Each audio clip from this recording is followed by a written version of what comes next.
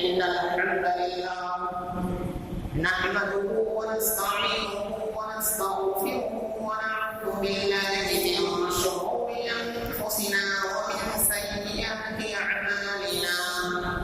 من يهده الله فلا مضل له ومن يضلل فلا هادي له وأشهد أن لا إله إلا الله وأشهد أن محمدا عبده ورسوله يا أيها الذين آمنوا اتقوا الله حق تقاته ولا تموتن إلا وأنتم مسلمون يا أيها الناس اتقوا ربكم الذي خلقكم من نفس واحدة وخلق منها زوجها وبث منهما رجالا كثيرا ونساء واتقوا الله الذي تساءلون به والأرحام إن الله كان عليكم رقيبا يا أيها الذين آمنوا اتقوا الله وقولوا قولا سديدا يصلح لكم أعمالكم ويغفر لكم ذنوبكم ومن يطع الله ورسوله فقد فاز فوزا عظيما أما بعد فإن خير الحديث كتاب الله وخير الهدي هدي محمد صلى الله عليه وسلم وشر الأمور محدثاتها وكل محدثة بدعة وكل بدعة ضلالة وكل ضلالة في النار فقد قال الله تبارك وتعالى في القرآن المجيد والفرقان الحميد أعوذ بالله السميع العليم من الشيطان الرجيم يا أيها الذين آمنوا كتب عليكم الصيام كما كتب على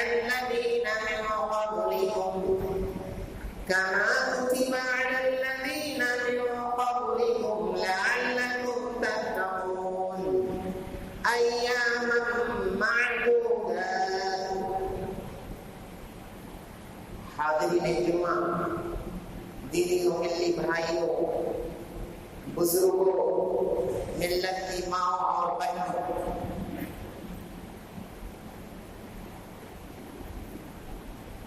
گزشتہ جمعہ کے خطبے میں آپ حضرات کے سامنے یہ بات تفصیل کے ساتھ آئی تھی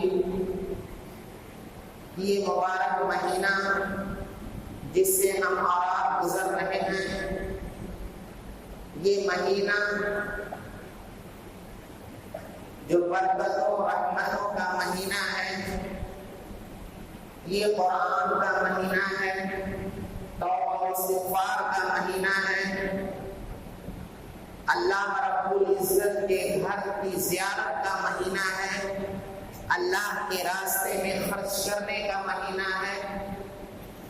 راتوں کو تراویح اور پنج وقتہ نمازوں کی ادائیگی کا مہینہ ہے اس کے ساتھ ساتھ یہ مہینہ روزوں کا مہینہ بھی ہے آج کے اس خطبہ جمعہ میں یہ بات بیان کرنے کی کوشش ہوگی کہ یہ مہینہ جو روزوں کا مہینہ ہے صوم کا مہینہ ہے تو کیا یہ صوم صرف اسی مہینے کے اندر ہے بقیہ مہینوں میں نہیں اسی طرح سے کیا صوم کا مفہوم صرف یہ ہے کہ ہم رمضان کھانے پینے اور عورت کے قریب جانے سے بچ جائیں، یا روزے کا مفہوم کچھ اور ہے۔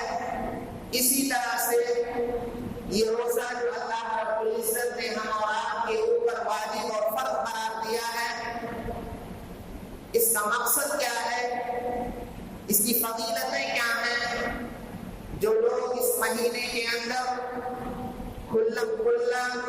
یا مخفی طور پر روزہ نہیں رکھتے، اللہ اور اس کے رسول کی نگاہ میں ایسے لوگوں کا انجام کیا ہے؟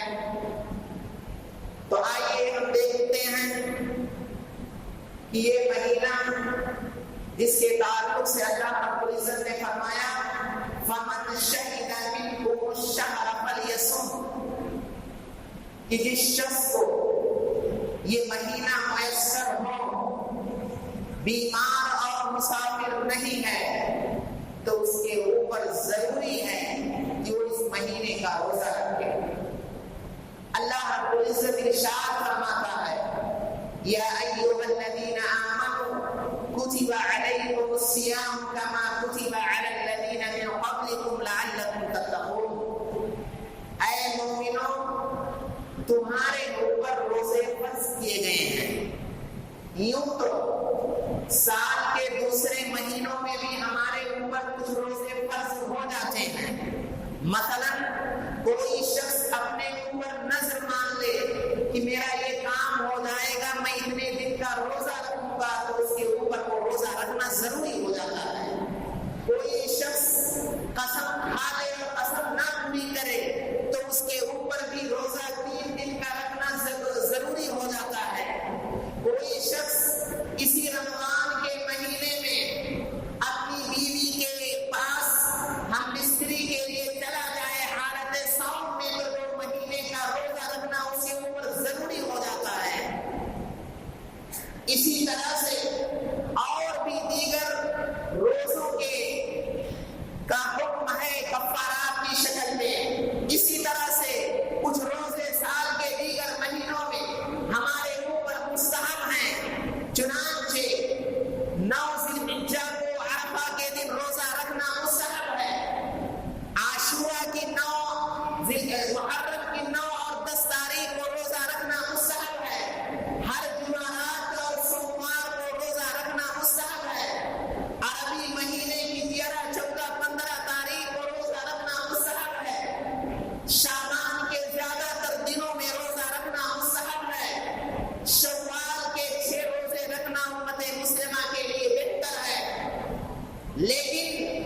اگر کوئی مہینہ ایسا ہے جو مہینہ تمام تر فضیلتوں کے باوجود، تمام تر خصوصیات کے باوجود، اگر ہر عقل مند، ہر صحت مند، ہر مرد اور عورت پر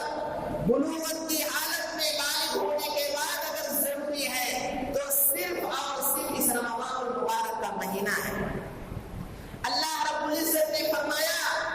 کہ یاد رکھو یہ کوئی انوکھی چیز نہیں کہ تمہیں دی جا رہی ہے، بلکہ تم سے پہلے لوگوں پر بھی یہ روزے فرض کیے گئے تھے۔ یہ الگ بات ہے، کسی کے علماء پر فرض سے عوام پہ نہیں، کسی کے خاص طبقے پہ فرض تھا تو دوسرے طبقے پر نہیں، کسی کی خواتین پر فرض سے تو دوسروں پہ نہیں، اور کسی کے اوپر فرض کیا گیا تھا تو زندگی بھر انہوں نے رہبانیت کا راستہ اختیار کرتے بھی اپنے لیے روزے کو ضروری قرار دیا تھا۔ اللہ رب العزت نے بتایا کہ ہم نے تمہارے اوپر روزوں کو فرض کیا ہے تاکہ تم متقی و پرہیزگار بن جاؤ۔ اور یاد رکھو یہ کوئی مشکل بات نہیں ہے، ایام معدودات، یہ گنتی کے چند ہی دن تو ہیں۔ سال میں اگر 12 مہینے ہیں اور 12 مہینے میں 12 مہینے کی راتیں اور 12 مہینے کے دن ملا لیں تو اس طرح سے 24 مہینے ہو جائیں گے۔ صرف آپ کو 30 دن کے صرف دن میں روزے رکھنے ہیں، راتوں میں نہیں۔ ایام معدودات، یہ گنتی کے چند دن ہیں۔ اللہ رب العزت تمہیں برکت دلا رہا ہے۔ آگے کہتا وَأَن تَصُومُوا خَيْرٌ لَكُمْ، تم روزے رکھ تو لو، تمہیں دنیاوی اور اخروی بہت سارے فائدے حاصل ہوں گے، تمہارے اندر شکر گزاری کا جذبہ پیدا ہوگا،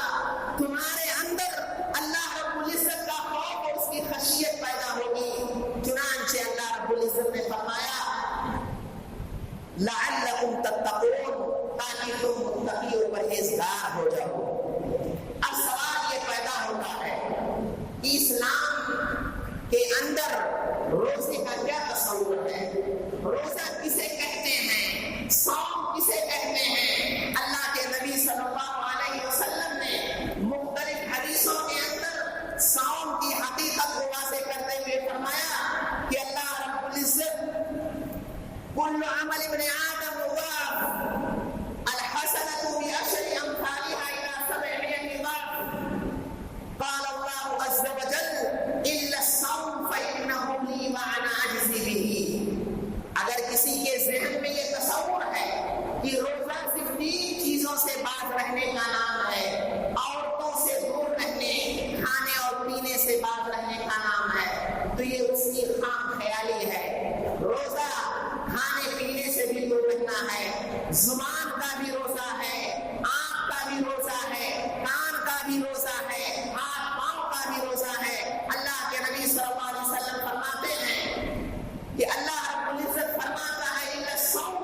فَإِنَّهُ لِي وَأَنَا أَجْزِي بِهِ، روزہ بندہ میرے لیے رکھتا ہے، میں اس کو بدلہ دوں گا۔ آگے فرماتا ہے اللہ رب العزت يَدَعُ طَعَامَهُ وَشَرَابَهُ وَشَهْوَتَهُ مِنْ أَجْلِي، بندہ میری خاطر آزادانہ انداز میں، اس کے اوپر کسی کی پابندی نہیں ہے، کسی کو وہ دکھانا بھی چاہے تو بغیر دکھائے بھی چھوڑ سکتا ہے، پوری آزادی کے ساتھ وہ محض میرے لیے کھانے کو چھوڑتا ہے، پانی کو چھوڑتا ہے، خواہشات نفس کو کچلتا ہے۔ اسی طرح سے اللہ کے نبی صلی اللہ علیہ وسلم نے روزے کی حقیقت بیان کرتے ہوئے فرمایا من لم يدع قول الزور والعمل به والجهل فليس لله حاجة من ان يدع طعامه وشرابه۔ غور کرنے کی بات ہے، روزے کے مفہوم کو سمجھنا ہو تو اس حدیث کو دیکھیں۔ اللہ کے نبی صلی اللہ علیہ وسلم فرماتے ہیں جو شخص صوم کی حالت میں بےہودہ گفتگو سے، بےہودہ کام سے، والجہل اور جہالت کے کام سے، جہالت صرف علم کی ضد نہیں ہے، جہالت یہ نادانی کا نام ہے، غیر دانشمندی کا نام ہے۔ اسی لیے اللہ رب العزت نے جہاں توبے کا ذکر کیا ہے یا ملعون السوء بجہالہ کا لفظ لگایا ہے، یعنی انسان کو اللہ کی عظمت کا احساس نہیں، گناہوں کی خطرناکی اور ہولناکی کا احساس نہیں، جہنم کے عذاب اور قبر کی مشقتوں کا احساس نہیں، لہذا اپنے ہاتھ سے بھی گناہ کرتا ہے، زبان سے بھی گناہ کرتا ہے، آنکھوں سے بھی گناہ کرتا ہے، قدم سے بھی گناہ کرتا ہے، تمام اعضاء و جوارح سے گناہ کرتا ہے۔ چنانچہ رسول اکرم صلی اللہ علیہ وسلم نے فرمایا جو بےہودہ گفتگو سے، بےہودہ کام سے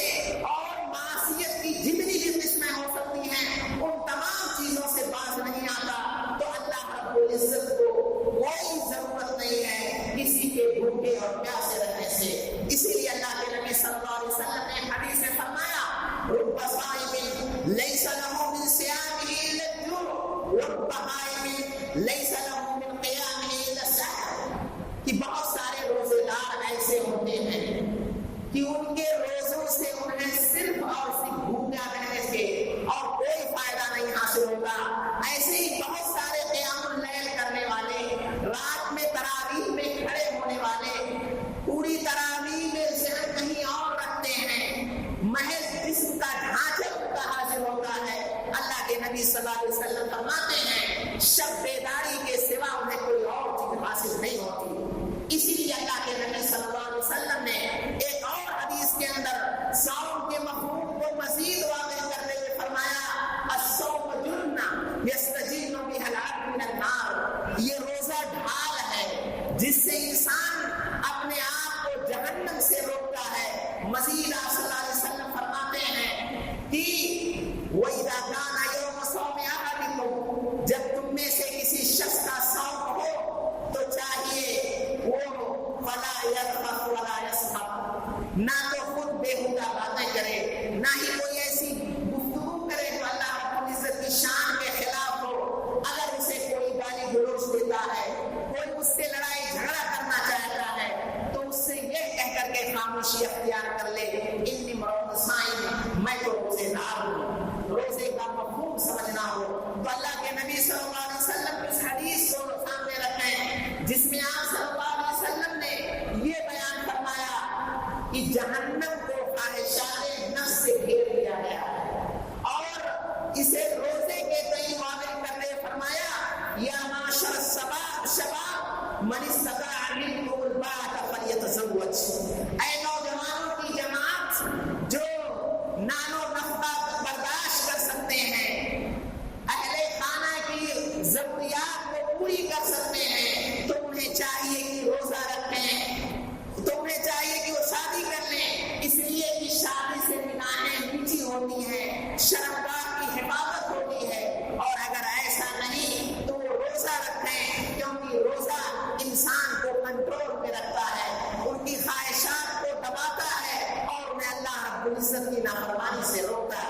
معلوم یہ ہوا کہ روزے کا مفہوم ہمارے اپنی سوچ سے کہیں زیادہ وسیع ہے. اسی لیے اہل علم نے اس کی تعریف انہی احادیث کو سامنے رکھتے ہوئے بہت وسیع انداز میں فرمائی ہے. چنانچہ کہتے ہیں کہ روزہ عربی زبان میں رک جانے کا نام ہے، باز رہنے کا نام ہے. یہی وجہ ہے کہ مریم علیہ السلام و تسلیم جب قوم نے ان کے اوپر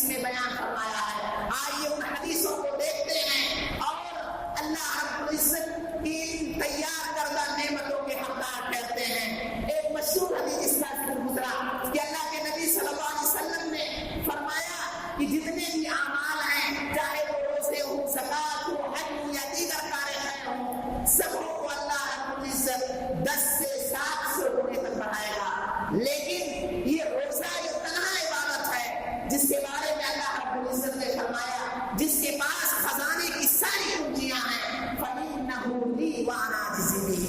یہ میرے لیے ہے، میری خاطر سب کچھ قربان کرتا ہے، لہذا میں اسے جو چاہوں گا سو عطا دوں گا۔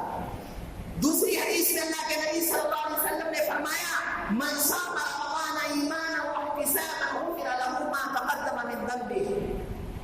اللہ رب العزت پر ایمان رکھتے ہوئے اس سے نیکی کی امید میں اگر کوئی روزہ رکھتا ہے تو اللہ کے نبی صلی اللہ علیہ وسلم نے فرمایا اس کے پچھلے صغیرہ گناہ معاف ہو جائیں گے۔ اور اسی مفہوم کی تائید ایک دوسری حدیث کرتی ہے کہ ایک رمضان سے دوسرے رمضان تک انسان کے دونوں رمضان میں اگر روزہ رکھتا ہے تو ان کا فائدہ یہ ہوگا کہ یہ کفارہ ہوں گے ہمارے گناہوں کے، یہ ہمارے گناہوں کو مٹانے کا ذریعہ ہوں گے۔ اسی طرح سے اللہ کے نبی صلی اللہ علیہ وسلم نے فرمایا کہ جو شخص اللہ رب العزت کے راستے میں ایک دن روزہ رکھتا ہے تو اللہ رب العزت اس دن کے روزے کے عوض میں 70 سال کی مسافت تک اسے جہنم سے دور فرما دیتا ہے۔ اور اتنا ہی نہیں بلکہ اللہ کے نبی صلی اللہ علیہ وسلم نے ایک لمبی حدیث کے اندر بیان فرمایا، جو شخص اللہ رب العزت کی رضا کی خاطر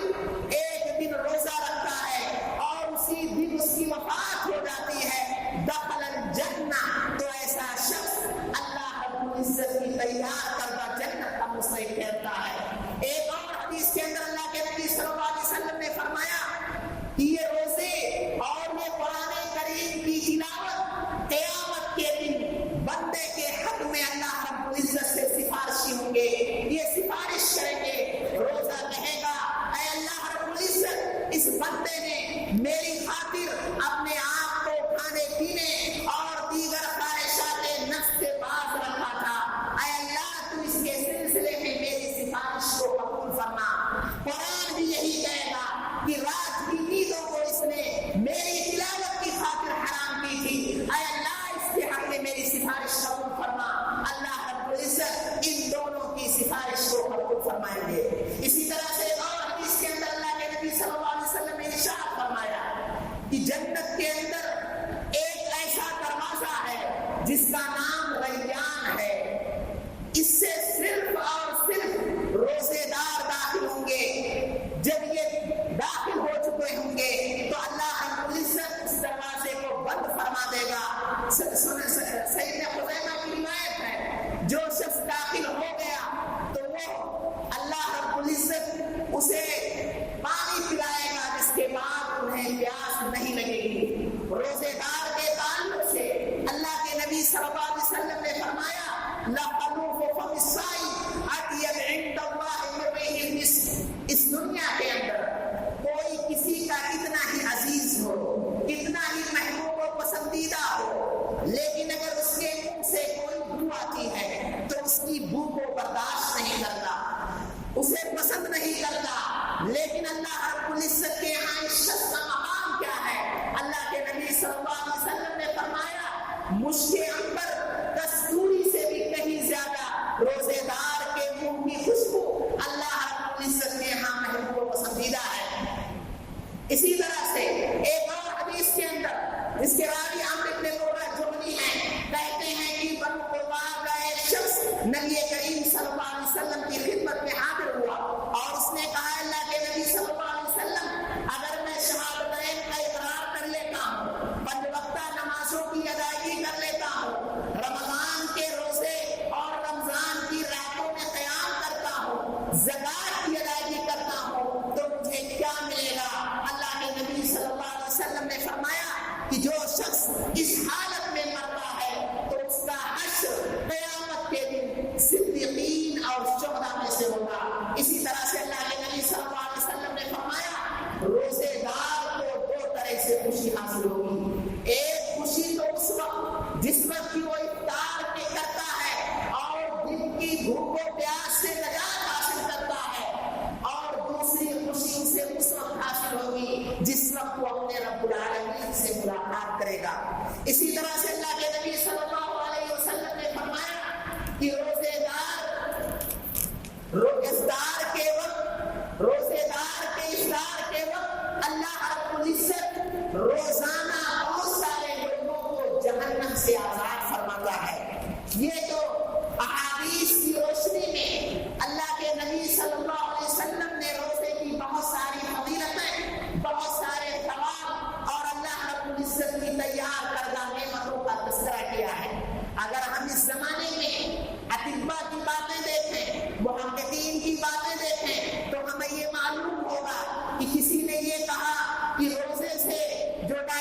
کے لوگ ہیں ان کی شوگر کی مقدار میں کمی ہوتی ہے، کولیسٹرول کا لیول کم ہوتا ہے، نظام